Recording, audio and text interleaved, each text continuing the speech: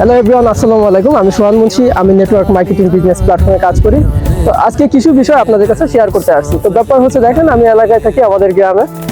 তো আমি যে জিনিসটা রিয়েলাইজ করি বা সবসময় আমি লাইভে আমাদের যে অডিয়েন্স আছে আমি বলি যে ভাই, ইনকাম করার অনেক প্রসেস আছে। চাকরি করে ইনকাম করা যায়, ব্যবসা করে, এরপরে হচ্ছে আপনার দিনমজুরি, কৃষি কাজ করে।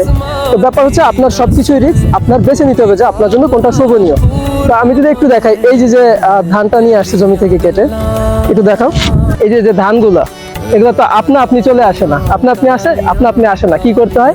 প্রথমে কাটতে হয়, পরে মাথায় করে আনতে হয়। এই যে পাটা দেখি কয়েকজনের ক্ষত বিক্ষত হয়ে যায়। তো এর থেকে তো আসলে ভাই কঠিন কাজ আর হইতে পারে না। এখন কি করার? কোনো ওয়ে না ইনকাম করার, কোনো পথ জানে না। এখন তারা এটা করতে হয়, তার এটা জীবিকা, কিছু করার নাই। তার রোদে পুড়ে বৃষ্টিতে ভিজে কাদামাটির ভিতরে কাজটা করতেই হবে, কিছু করার নাই।